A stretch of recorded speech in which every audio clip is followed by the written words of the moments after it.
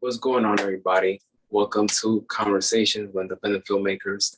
And I have here Elroy Martinez Jr. Elroy, how are you doing today? Good, I'm good. Thank you for having me. All right, so I want to talk to you about your short film, Pumpkin and Seek. Where did the inspiration come from? For Pumpkin Seek? Yeah. Oh, well, that's funny. The inspiration came from my girlfriend wanting to take pictures of pumpkins on our heads. And we were going to, I forget the area that we were at. We had to go a ferry over there. And for me, I wanted to create a short film because I wanted to put something out in upcoming festivals.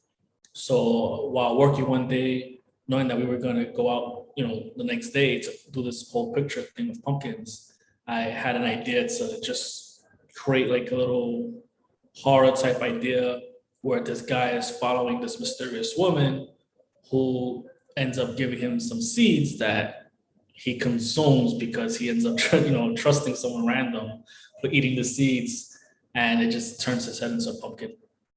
So it just came, just basically, the idea came from her wanting to take pictures and me wanting to just put out a short film and deciding, okay, she's making pumpkin seeds to eat for us, and we have heads that she carved out, and it just came together, and I created that short film. From the visual standpoint, it's very creative. So where did you get the idea of, not to spoil for people, but the way it was shot? Where do you get the idea? There any movies played a factor in putting out that particular cinematography work? So I used my Z Flip camera to shoot the film, which it did its job. Preferably, if you're going to use a phone camera, obviously an iPhone. But the visual, the whole comic book black and white aspect came about in a way that it unexpectedly came about because I was supposed to use just a regular silent era black and white look. And in editing, I used iMovie because it didn't need any extensive editing. It's a silent film. I noticed that the silent era look, that the black and white look, for that particular filter, it made the mask, the skeleton mask, it looked rubbery. Like you can see the black insides of the mask, the rubber part. And it bothered me because I'm like, this doesn't look realistic enough. So I was playing with the filters and I came across the comic tone filter in the iMovie. And I decided to use that, and I thought it looked so much better, and that it was a unique way of telling a story, short films, silent films. So that's how it came about. Originally, I wasn't going to use that filter, but because it didn't work the other way, that I ended up playing with that. And I thought it was a better visual.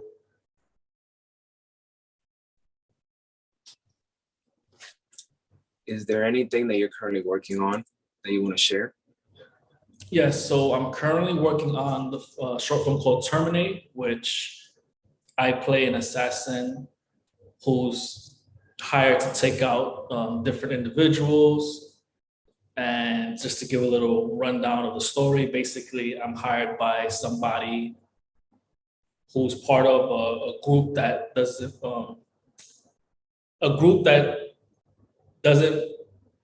follow the whole pandemic and getting shots. The whole, what's the word I'm looking for? Conspiracy theory of, how like with COVID and how people's this whole conspiracy theory about the government having people get shot. So it's a play on that. I originally was going to use the term COVID, but the actors that I have in the film, they weren't comfortable with the term, which was totally fine. So I did away with the idea of COVID, but it's still the same basis of, there's a pandemic, the government has shots that people are able to take to, help prevent from getting it. And basically my character was hired just to take out like agents and, other political figures, as it said, to, deal with these people that are going against, or they're promoting the case of getting shots and whatnot. So it's called Terminate. And actually, you're in it. You're supposed to have a bigger role. I know you didn't have an opportunity to be able to film, so I do have a scene with you, a picture of you that's included. So, I mean, it's being done. Jamie's in it. He actually replaced you for the character, and it's not going the way I wanted to based off of scheduling, so I had to rewrite things. But I'm supposed to see him tomorrow to finish his little scene dialogue, and I'm almost done. I'm pretty much 5 minutes in at the moment, but I had to replace an actress because she couldn't commit. So like this project had a lot going against it, but I was able to get different players and just reshoot, which it's a lot of reshooting. And I'm thinking anywhere from 7 to 10 minutes of the short filming, but it's happening. I'm excited. I'm using different effects packs that I bought because I want to get more into special effects. So it's working. I'm excited. I'm happy with what I got so far. And again, I'm using my phone camera because you don't need to go expensive if you really know how to shoot and edit. And I think it looks good. So I'm excited to put that out next year, preferably. Well, I'm definitely looking forward to seeing that.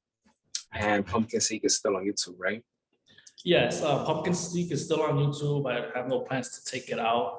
I did get a notification about a festival that it didn't make it in. It was the New York Mobile Film Festival. I believe that was probably the last festival that I had put it for, but it's, for anyone that wants to see it, it's on YouTube. I don't have plans to take out any of my short films that I have on YouTube. There's so many that you can watch and see my growth of storytelling and editing. So yeah, it's definitely on YouTube. Elroy, thank you so much for this interview and best of luck on everything. Thank you.